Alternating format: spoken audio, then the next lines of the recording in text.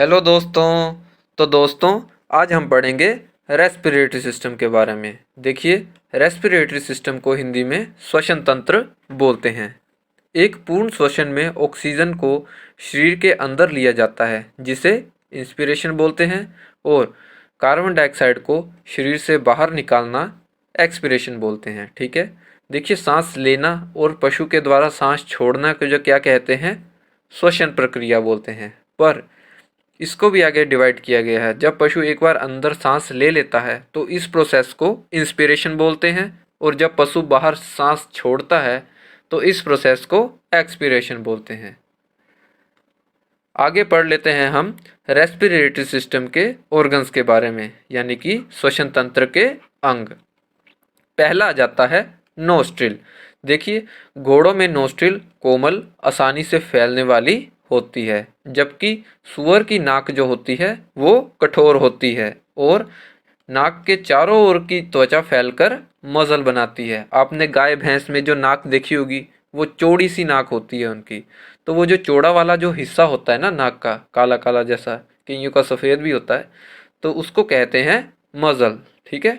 Next आ जाती है nasal cavity. देखिए, नेज़ल कैविटी जो है वो हार्ड और सॉफ्ट पैलेट के द्वारा माउथ कैविटी से अलग होती है, और नेज़ल कैविटी जो है वो म्यूकस मेम्ब्रेन से पूरी तरह से ढकी हुई रहती है। नेक्स्ट आ जाता है फेरेंक्स। देखिए, फेरेंक्स जो है ये जो है कॉमन पैसिव होता है फॉर वाटर, एयर और फूड, यानी कि ये जो है एक कॉमन रास्ता है, एक कॉमन रास्ता है जो हवा, पानी और भोजन के लिए समान रास्ता है। ठीक है। नेक्स्ट आ जाता है लैरिंक्स। देखिए, लैरिंक्स जो है वो मस्कुलर कार्टिलेज मसल्स का बना हुआ होता है। ठीक है। इसके इंटरनल वॉल में जो है वो वोकल कॉर्ड प्रेजेंट होती है। ठीक है। वो वोकल कॉर्ड जो है वो आवाज़ उत्पन्न करने का काम करती है, इसीलिए इस लैरिंक्स को साउंड बॉक्स भी बोलते हैं। क्या बोलते हैं इसे? Sound box. इसके बाद आ जाता है ट्रैकिया। देखिए, ट्रैकिया में जो है वो कार्टिलेज लिंक्स पाए जाते हैं, जो 50 और 60 के करीब होते हैं ये रिंग्स। ठीक है। और ये रिंग्स का जो शेप होता है वो शी शेप के होते हैं। ठीक है। और ट्रैकिया का जो जैसे कि मेन फंक्शन की बात कर लेते हैं, तो ये हवा को जो है वो रास्ता प्रदान करता है, और ये एयर को जो है वो फिल्टर करने का भी काम करता है, और एयर को जो है म्यूकाइड करने का काम करता है, यानी कि मॉइस्चराइज करने का काम करता है। तो जैसा कि आप इस डायग्राम में देख सकते हैं, ये वाला हिस्सा जो है ये लैरिंक्स है, ये ट्रैकिया है। ट्रैकिया को जो है आगे दो पार्ट्स में डिवाइड कर दिया गया है। ये जो दो पार्ट्स डिवाइड किए गए हैं इन्हें कहते हैं ब्रोंकाइल, और ये ब्रोंकाइल जो है वो आगे जाके और छोटी छोटी शाखाओं में बट जाते हैं, जिन्हें कहते हैं ब्रोंक्यूल्स।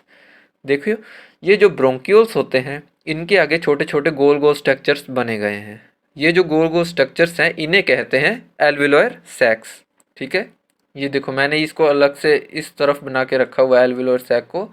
ये इस तरह का स्ट्रक्चर होता है। देखिए, एल्वियोलर सैक्स के ऊपर जो है वो पल्मोनरी आर्टरी और पल्मोनरी वेन्स का जो है वो पूरा स्ट्रक्चर, यानी कि जाला बना हुआ होता है। तो ये जो एल्वियोलर सैक्स होते हैं यहीं पर जो है वो ऑक्सीजन और कार्बन डाइऑक्साइड का एक्सचेंज होता है। इसी जगह पर जो है ऑक्सीजन और कार्बन डाइऑक्साइड जो है वो एक्सचेंज होती है। ठीक है। नेक्स्ट आ जाता है हमारा लंग्स। देखिए, लंग्स जो है, प्रत्येक लंग जो है वो कोन की शेप का होता है। ठीक है। ये लंग्स जो है वो चेस्ट कैविटी में प्रेजेंट होते हैं। ठीक है। ये स्पंज के समान होते हैं। एक इंस्पिरेशन के समय पूरी थोरेसिक कैविटी को घेर लेते हैं। ठीक है।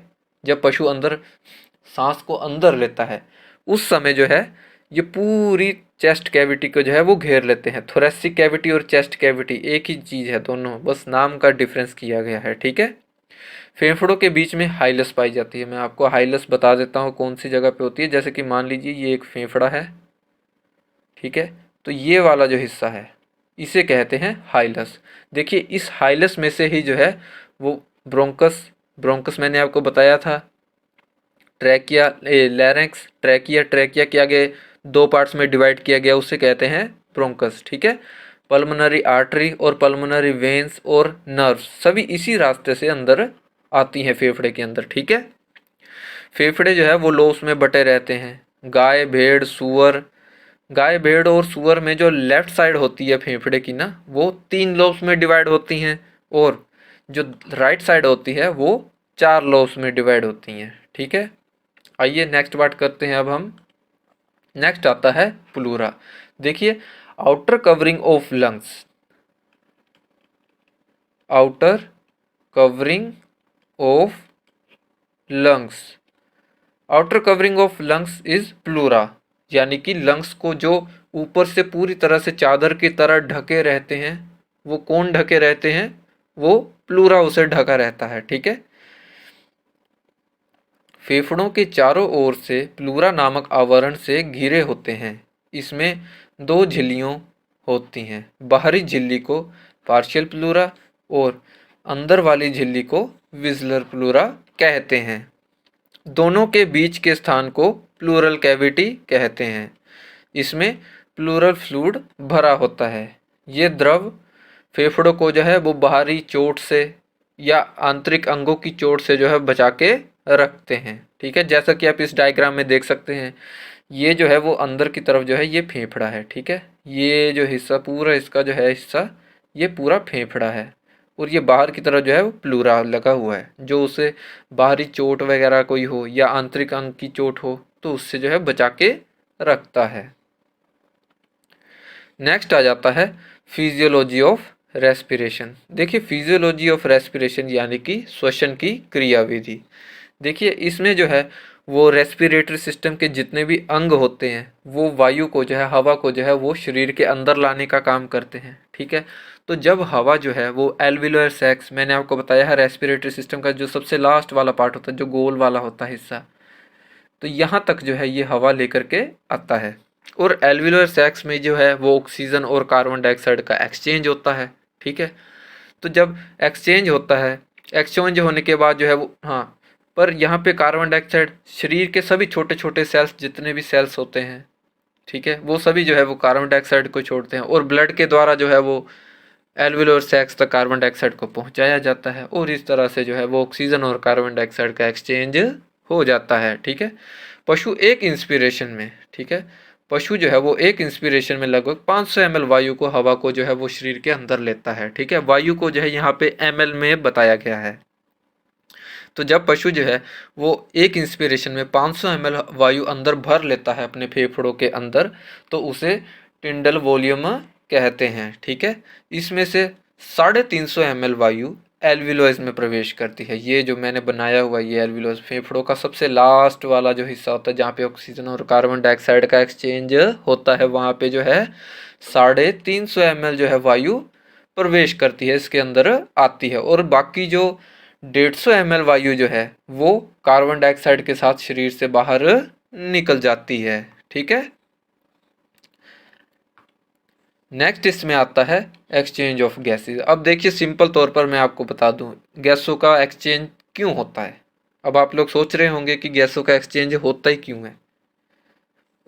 ऑक्सीजन शरीर के अंदर आई, कार्बन डाइऑक्साइड शरीर से बाहर चली गई। अब ऐसा होता क्यों है? ऐसा इसीलिए होता है, मैं आपको एक सिंपल मेथड से बता देता हूँ। जैसे कि मान लीजिए कि ये एक ग्राउंड है, मान लीजिए ये ग्राउंड है, ठीक है, यहाँ पर जो है वो ऑक्सीजन बड़ी ज़्यादा मात्रा में है। ठीक है, मान लीजिए, वैसे ऐसा होता नहीं है, यहाँ पे कार्बन डाइऑक्साइड है। ठीक है, अब देखिए, गैस का जो नियम है, भौतिक नियम है, ठीक है, उसके अनुसार जो है वो ये दोनों आपस में मिक्स होंगे। आपने देखा ही होगा, आप कभी भी वातावरण में या कभी खुले जगह में घूमे होंगे, तो ऐसा जरूरत नहीं है कि हाँ भी वहाँ पे ऑक्सीजन, उस जगह में ज़्यादा ऑक्सीजन है, इस जगह में कार्बन डाइऑक्साइड ज़्यादा है तो इधर मत आओ, उधर जाओ ऑक्सीजन में। ऐसा तो नहीं है। ऑक्सीजन और कार्बन डाइऑक्साइड दोनों बराबर बैलेंस बना के रखती हैं। ठीक है, ऐसा नहीं है कि इस जगह पर, इस कमरे में ज़्यादा ऑक्सीजन है, दूसरे कमरे में कार्बन डाइऑक्साइड ज़्यादा है तो उधर मत जाओ। एक बैलेंस मेंटेन रखती है प्रकृति, इन्वायरमेंट जो है वो एक बैलेंस को मेंटेन करके रखता है। ठीक है, उसी तरह से ये जो नियम है ये शरीर के अंदर भी काम करता है। ठीक है, तो जब पशु जो है वो शरीर के अंदर सांस लेता है, ठीक है, सांस लेने के बाद जो है वो जो ऑक्सीजन जो है वो एल्वियोलस के अंदर जाती है। ठीक है, एल्वियोलस में, तो जब वातावरण में जो है वो ऑक्सीजन का दबाव जो है वो अधिक होता है, और शरीर के अंदर जितने भी छोटे छोटे सेल्स पाए जाते हैं, ठीक है, कोशिकाएं पाई जाती हैं, उनके अंदर जो है वो कार्बन डाइऑक्साइड का दबाव अधिक होता है। तो नेचुरल सी बात है, एक्सचेंज होना तो निश्चित ही है। ठीक है, तो वो एल्वियोलस में जब आती हैं, इधर से आ गई ऑक्सीजन बाहर से और शरीर के अंदर के कोशिकाओं से कार्बन डाइऑक्साइड आ गई, तो इधर जो है वो कार्बन डाइऑक्साइड का दबाव ज़्यादा है और इधर जो है वो ऑक्सीजन का दबाव ज़्यादा है। तो यहाँ पे एल्वियोलस के अंदर एक्सचेंज हो जाता है। ठीक है, एक्सचेंज तो होना निश्चित ही है क्योंकि ये भौतिक नियम है। एक्सचेंज हो गया इन दोनों का, उसके बाद जो है फिर ब्लड आगे काम करता है। ब्लड का काम क्या होता है? ब्लड के अंदर एक हीमोग्लोबिन नामक पिगमेंट पाया जाता है। ठीक है, हीमोग्लोबिन एक पिगमेंट है जिसका काम क्या होता है? ये हीमोग्लोबिन 97% ऑक्सीजन जो है हीमोग्लोबिन ही ट्रांसफ़र करता है पूरे शरीर में। हीमोग्लोबिन शरीर के पूरे छोटे छोटे सेल्स तक जो है वो ऑक्सीजन को ट्रांसफ़र करने का काम करता है। ठीक है, एक हीमोग्लोबिन जो है वो 4 हेमोग्रुप का बना हुआ होता है। सिंपल तरीके से याद रख लो। ठीक है, 4 हेमोग्रुप का एक हेमोग्रुप जो है वो एक ऑक्सीजन को कैरी करता है। सिंपल सा याद रख लो इसको भी। ठीक है, अब वो कैरी करता है तो ले जाके सारे शरीर में बांट देता है ऑक्सीजन को और वहाँ से कार्बन डाइऑक्साइड को उठा के वापस से लंग्स में ले आता है। बस यही काम चला रहता है, और क्या है इसमें। ठीक है, एक और बता देता हूँ मैं आपको। हीमोग्लोबिन को अगर डिवाइड कर दे दो पार्ट में, हेमो प्लस ग्लोबिन। हीमोग्लोबिन इसी दो हिस्सों से बना ना हीमोग्लोबिन। हीमो में जो होता है वो आयरन होता है और ग्लोबिन में जो होता है प्रोटीन होता है। बस इतना सा स्टेप है। अब ये भी बता देता हूँ आपको कि शरीर के अंदर रिएक्शन कैसे होती है जब शरीर के अंदर ऑक्सीजन जाती है। तो देखो, जब शरीर के अंदर ऑक्सीजन जाती है तो क्या करती है, ये जो है ग्लूकोज है। जब आप खाना खाते हैं या पशु वगैरह जो है वो खाना खाते हैं, घास खाते हैं, तो उनके अंदर ग्लूकोज बनता है C6H12O6, और ये जो है बाहर से ऑक्सीजन आ गई। ठीक है, सेल के अंदर जो है वो ग्लूकोज भी है, अब बाहर से ऑक्सीजन भी आ गई, तो दोनों रिएक्शन होंगी। तो ये दोनों रिएक्शन होंगी तो क्या बनेगा, उसके बाद कार्बन डाइऑक्साइड बन गई, ये पानी बन गया और एनर्जी बन गई। तो ये तो शरीर को चाहिए होता है। कार्बन डाइऑक्साइड शरीर से बाहर निकल जाती है, पानी शरीर से अंदर रह जाता है, एनर्जी जो है वो ताकत के रूप में रह जाती है। बस इतना सा ही है ये एक्सचेंज ऑफ गैसेज। तो आज की वीडियो में दोस्तों इतना ही था, मिलते हैं आपसे नेक्स्ट वीडियो में। तो ठीक है, अगर आपको टॉपिक अच्छा लगा होगा तो एक लाइक और एक सब्सक्राइब कर देना। तो आज की वीडियो में इतना ही था, मिलते हैं आपसे नेक्स्ट वीडियो में। Thanks for watching, thanks and have a nice day.